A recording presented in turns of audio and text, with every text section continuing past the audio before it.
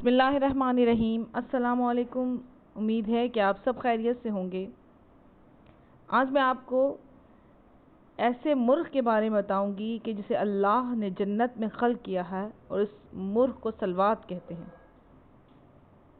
इससे पहले कि मैं वीडियो शुरू करूं, मेरे चैनल को सब्सक्राइब कर दें और बेल आइकॉन का बटन दबाएं ताकि आने वाली वीडियोस आप तक पहुंचें। आइमा तहरीन फरमाते हैं कि अल्लाह ने जन्नतुल फिरदौस में एक मुर्ग़ पैदा किया है। इस मुर्ग़ को सलवात कहते हैं। वो एक दरख्त पर है और इसको दरख्त तहियात कहते हैं और इसकी शाखें बहश्त के हर घर में हैं और इस दरख्त के नीचे एक हौज़ है।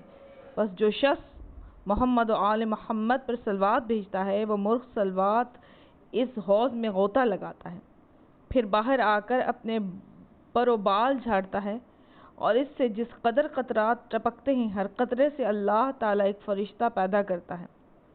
वो सब फ़रिश्ते क़यामत तक इस शख्स के लिए इस्तग़फ़ार पढ़ते हैं और इसकी निजात की दुआ करते हैं। नबी करीम सल्लल्लाहु अलैहि वसल्लम फरमाते हैं कि जो शख्स मुझ पर एक दफ़ा सलवात भेजे तो सातों आसमानों के मलाइका अर्श और कुर्सी इस पर क़यामत तक सलवात भेजते हैं। और जो शख्स 3 मरतबा दुरूद पाक पढ़े, मैं ज़ामिन हूँ कि रोज़े क़यामत इसके कलील या कसीर अमल का हिसाब न लूँगा और वो शख्स पुले सिरात से चमकती हुई बिजली की तरह गुजरेगा।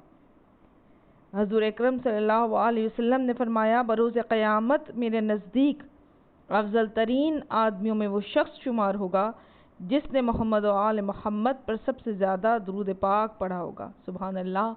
उम्मीद है कि आपको वीडियो पसंद आएगी। इसे लाइक और शेयर कीजिए। अब मुझे इजाज़त दीजिए। अल्लाह हाफ़िज़।